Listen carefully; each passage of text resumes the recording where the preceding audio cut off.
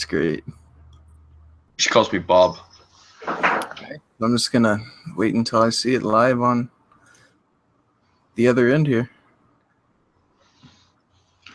I think it is. All right. The question is, can I hear myself through my own feed? Well, I can hear you. You can hear me, and it's saying live in the corner, so it sounds like it's pretty much ready.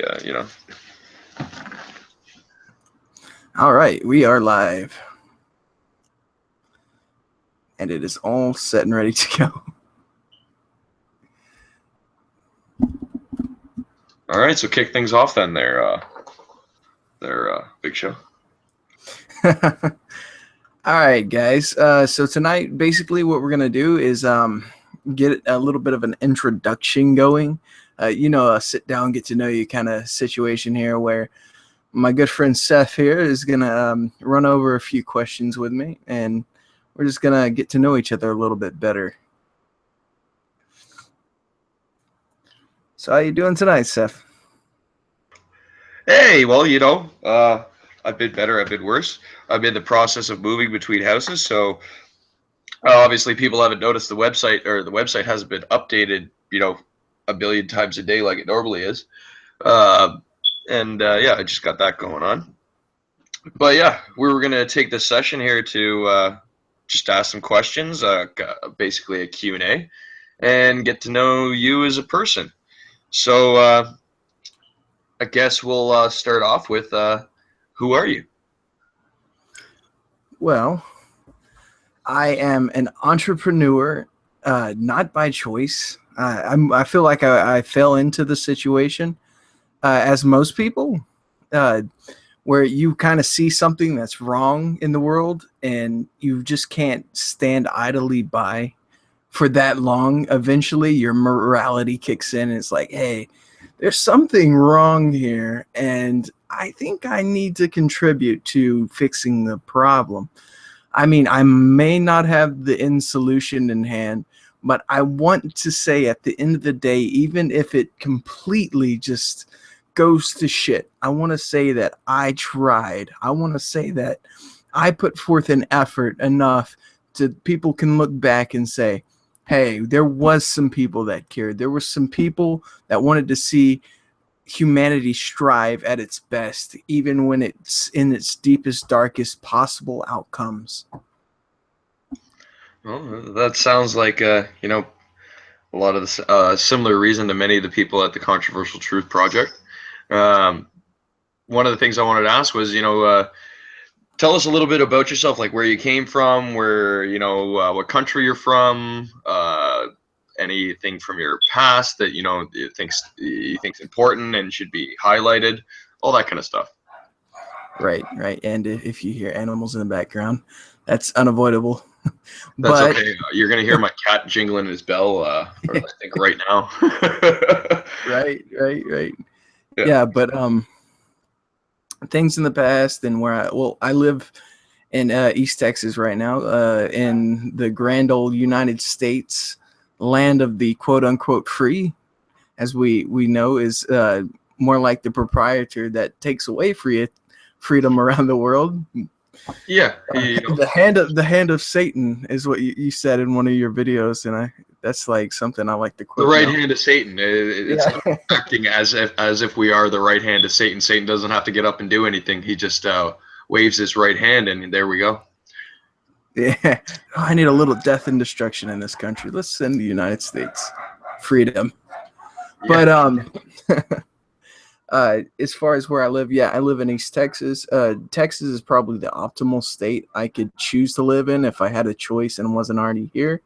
Because, I mean, most of Texas is either conservative or libertarian, and more so the views that is perceived on that side of the fence is where my views tend to lie. Not all of them. I mean, here at the Controversial Truth Project, we tend to land all over the board, but it tends to be for the better, more so than the worse.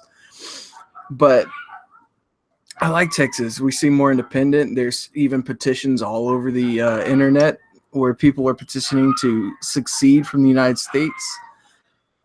And I hear a lot of animals. Yeah, But that's so crazy. I'm loving it. oh man, there's absolutely nothing I can do about that. But as far as that goes, Yeah, uh, right when you got on the mic, when we were doing our tests and everything, they were nice and quiet, and as he started talking, they just started howling like crazy. yeah, but that's gonna happen, and I think they've shut up momentarily. But yeah, I love being in Texas. I mean, we have our own militias, and it just feels like a different country. It doesn't feel like I'm quite in the United States. I've lived in several different states. I think I've lived in upwards of 11 states now. And most of that's been because my mother's side, my stepfather was in the military, and we did a lot of moving around. And I've even lived in like Alaska, so I've lived closer up there to you in Canada. Oh wow, I didn't even know that you lived all the way up in Alaska, and we've been kind of partners in crime now for quite a while. Maybe that's been slipped to mention, but yeah, for at least almost a year that I lived in Alaska. I lived in Anchorage, Alaska there, and it was an awesome place to live. I'm not gonna lie. I just because I love nature and being out there in the wilderness. It's not so much the wilderness living in Anchorage, Alaska. I mean, like if you live in that town, although it's still cold there, um, which you're used to, but it's like a nice modern sized metropolitan area there in Anchorage.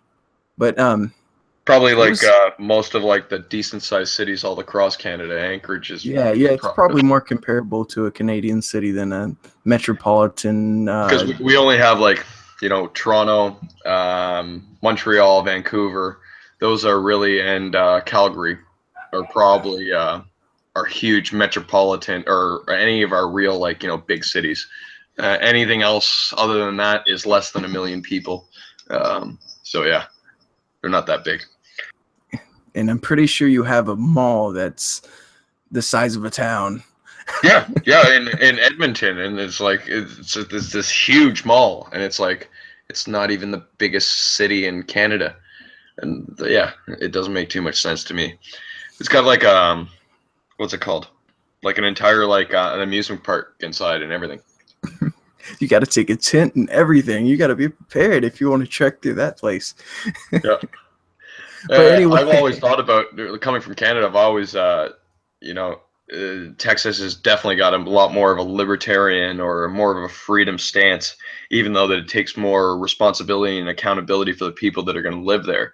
But they end up with more freedom. It just means that they've got to do a little bit more on their own. And yeah, if you go from like say Ottawa, where I'm living right now, to Texas, that's like a complete like come a complete reverse of lifestyles.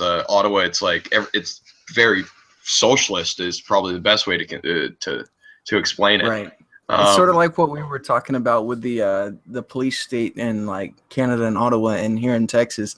I mean, here in Texas, if someone intruded in your home and they had a weapon with them, or they were giving any kind of force or anything like that, just breaking in, literally down the road, there's quite a nice estate is what you could call it. It's a large home with a nice chunk of property, but there was three people that broke into it. And one of the guys was climbing into the bedroom where the guy was living. He woke up out of a dead sleep, grabbed a shotgun, shot the guy right in the face, and he fell out the room dead. And that guy was plastered as a hero all over the news. Yeah, I mean, I'm not even allowed to defend myself when somebody breaks into my house. you're supposed to If run I and beat the scream. crap out of them, or if I even lay a hand on them and they don't lay a hand on me, they can then charge me for assault. That's the charge that I actually just got over. Was somebody broke into my house, assaulted me while I was sleeping.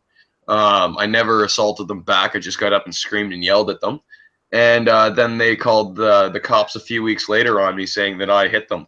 And it's like, you broke into my house. Are you kidding me? Yeah, like all the stories where people like break in and like injure themselves, and it's like, I want I broke into your house and hurt myself, so I'm gonna sue you for negligence in your own house that I Yeah, broke into and was stealing things from. yeah, exactly. It doesn't make any sense, but at least down in Texas, somebody breaks into your house in the middle of the night, you can defend yourself, and you don't have to worry about it. Which And is even like I'm pretty sure, I'm not sure if it's changed recently, but like if someone were to steal something from you at night and you're outside, not even on your own property, if they're running from you with your property, you can pull out a sidearm and shoot them. yeah. See, like somebody can be running at you with a weapon, and you can't shoot them here. Yeah, it's like even if something happens, the cops will tell you, "No, it's your fault that you didn't run away."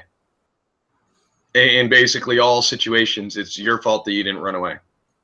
It's Uh, your fault because you didn't. So, oh, sorry, mate. Here's my shit.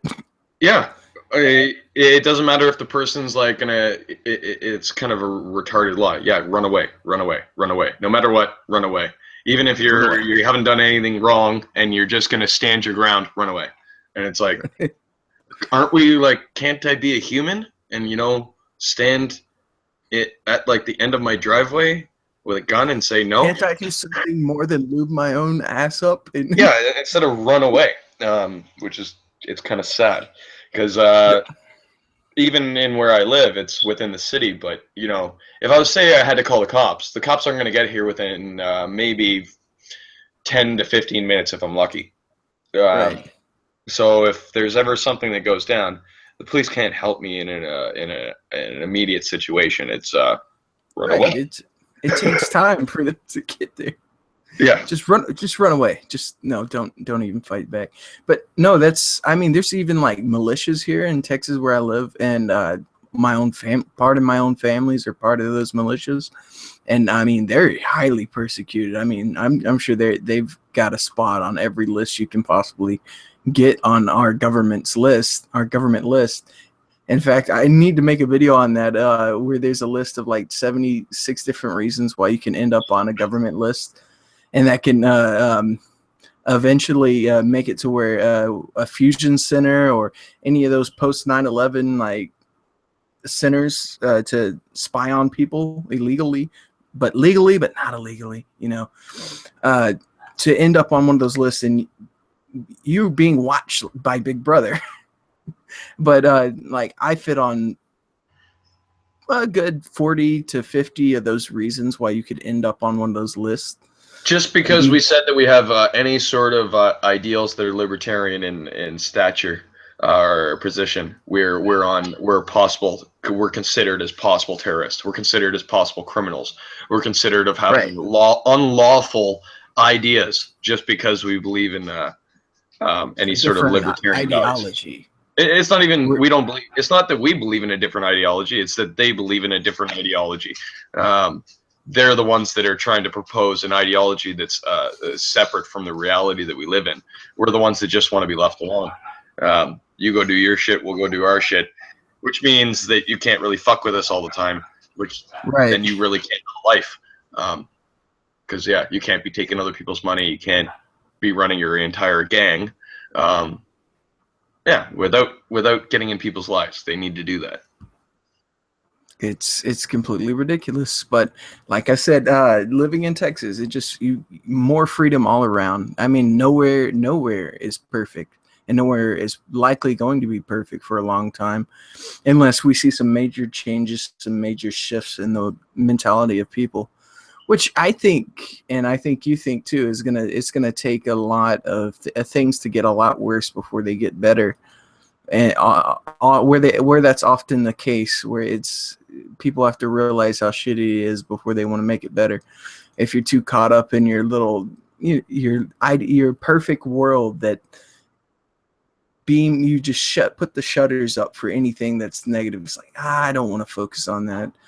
I don't care if there's massive migrant immigrations that are killing off, literally taking over populations and making unstable governmental situations, ruining your economy because there's people that want to just thrive off of government money that's not really government money. It's people's money that's being siphoned from the government.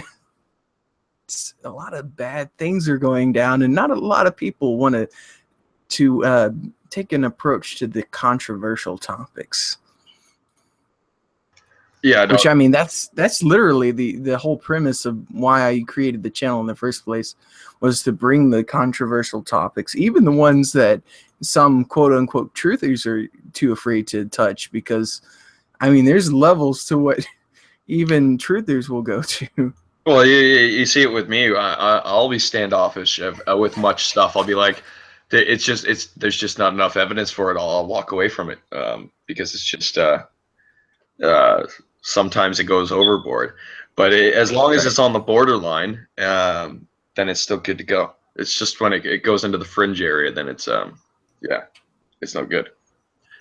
Well, yeah, if you have supportive evidence for it, it's good to go. If you don't have any evidence whatsoever, then it's just fringe. Yeah, it's just pure speculation, stuff like that, that you can't do anything with it.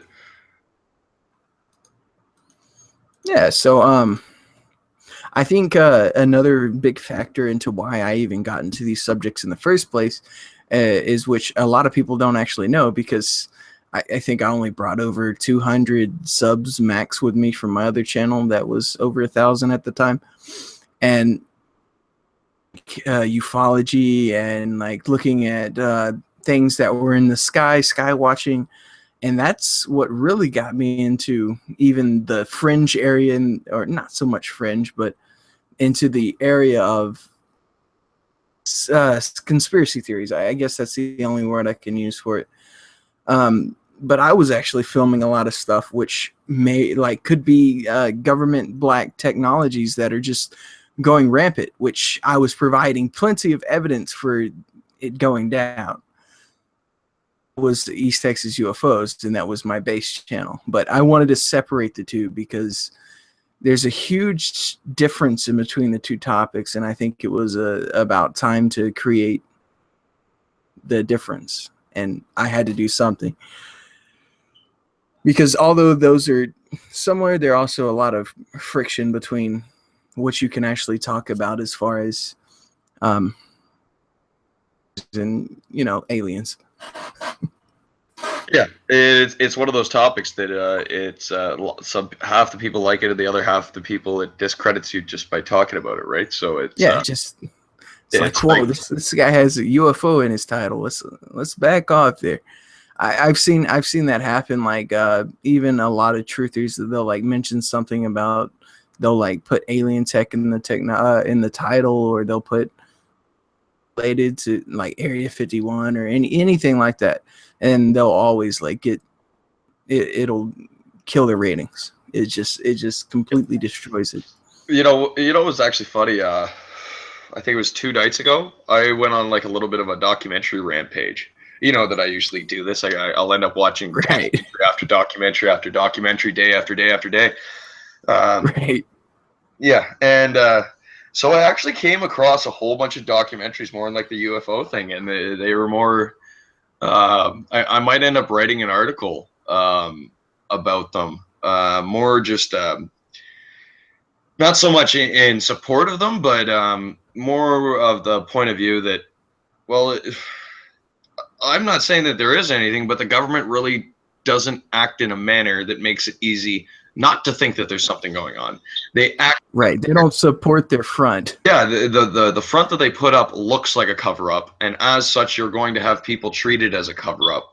So in a lot of the cases where that they're saying, oh, well, all these people are crazy or this or that, you're kind of putting all the information out there crazy. You're making it a situation where it's going to be crazy. It's very much set up like that.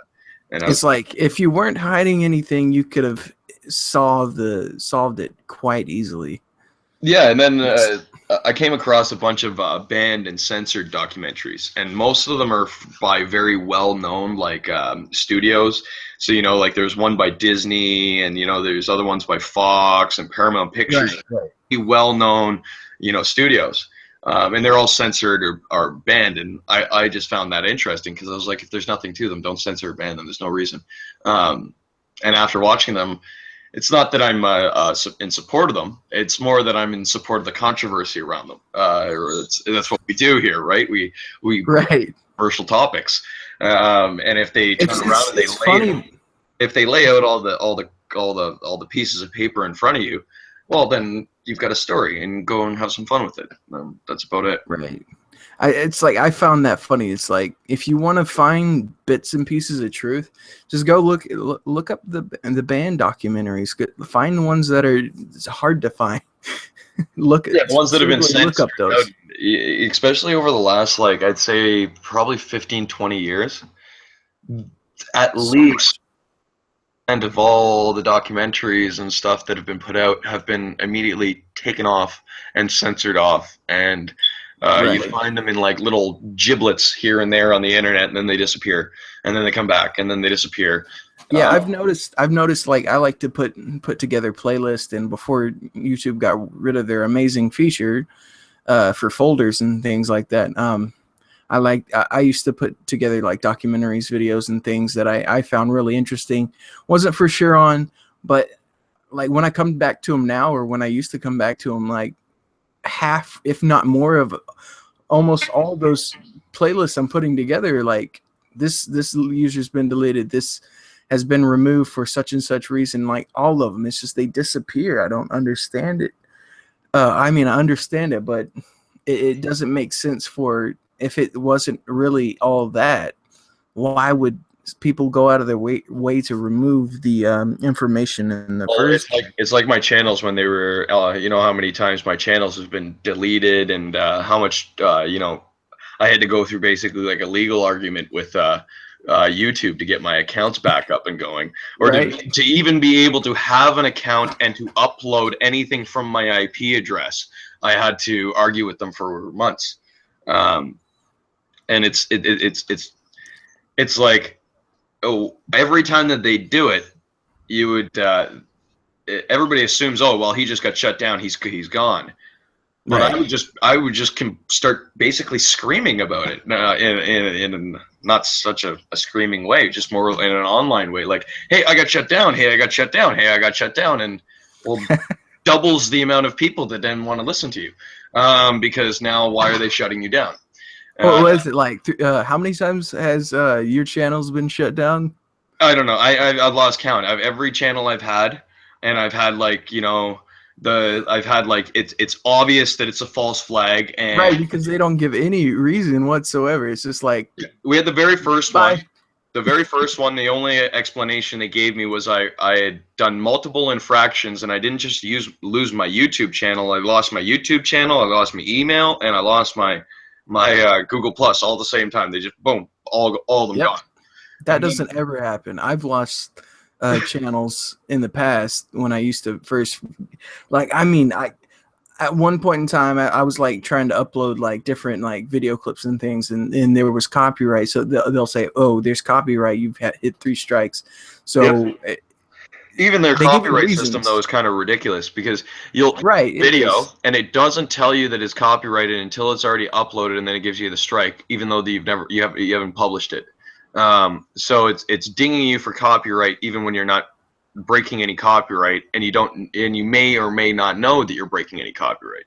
Um, so that was one of the other things for one of my next channels that got dinged right away, because I was uploading stuff, and I uploaded a whole bunch of videos, and then it just like, I hadn't published anything. I was just saving everything, and it shut it down because it said that I violated a whole bunch of copyrights. And it's like, what are you talking about? I had all this stuff on my old channel, and it was never copyrighted on the old channel. Yeah, But now it is, and you shut down the old channel for other reasons, you say, or you said. And then the third time, then that time they said that I was using spiders to download videos at a faster rate, or download and upload videos at a faster rate than humanly possible. Um, I had to argue with them about that. And then once they started opening accounts again, it was like boom, boom, boom. They left me alone, and I really haven't really gotten back to making YouTube videos since. If I'm gonna upload them, I'd probably do it somewhere else so that they just can't put them down. I know. I mean, the whole YouTube situation is tricky. It's Scroogle is attacking. I think he's Canadian or whatever his name is that is in control of that.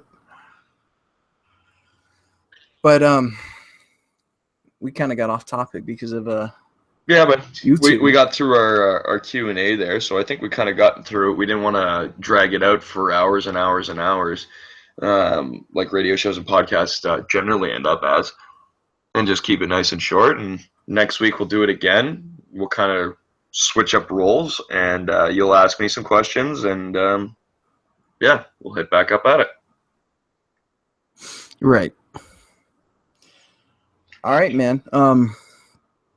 This whole podcast was really more of a like test, a proof of concept to see if we could get it done and to really break in our entire our series that we're going to try to do. We're going to try to be more frequent with a podcast and trying to keep them around Wednesday afternoons and the just on a consistent basis. And for the most part, I think they're going to be more centered around topics that are going on in the world. And these first few are going to be more of a like, okay, you can sit down and get to know us and get to know what we're about. But for the most part, it's going to be centered around topics going around on the world. And yeah, well, trying to get we're thinking about, bringing some of the, like, each week, the topics that we covered for the last 7 days, the ones that we think that were, got the most intention, or the things that were most important about them, or, all sorts of things. And then we'd also like to bring our fans into it a lot more. So we'd like them to, we're going to set up a space for them on the website so that they can submit questions, and then that way they can actually be answered on the radio show each week. Right. Yeah, and you never know. We might have a guest or two, anybody that can really add any intellectual information to another perspective to the situation, anything that helps. I mean, it's really endless what we can do. And for the most part, we're all privately funded. We spend all our own wealth, our own money to keep this operation going. Privately funded, publicly funded. So we Right. fund everything out of our own pockets, but we encourage people to visit the website and make sure that they click on ads when they're there. So instead of us having to ask for your money to keep us going, or having to take it out of our own pocket, you can just force Google and force YouTube to pay us tips all the time. Right. Yeah. And that just works a lot better for us, because we don't really want to be asking people who already are having a rough time for money. That's not just Right. It's rude. And when you got huge companies like Google and stuff that are already dishing it out, and all you got to do is already dishing out. Yeah. click, then make them pay us instead of you pay us. Make them fund us instead of you fund us. And then that way we don't have to worry about having all sorts of liabilities with people that fund us, and that we have to always push their message and push their tone. Right. It can actually be a publicly funded a company by the actual public. When you said private there, it makes it more sound like, you got private financiers that finance it, but that's not what we want. Yeah. We want individuals publicly to, just stop by the website, click on ads while they're there, especially if there's something that's interesting in ads. Don't be shy. You're not even encouraged to buy stuff unless it's something you were already looking at, kind of thing. Right, and what I meant by force the big companies to fund us instead of anybody else. That's it.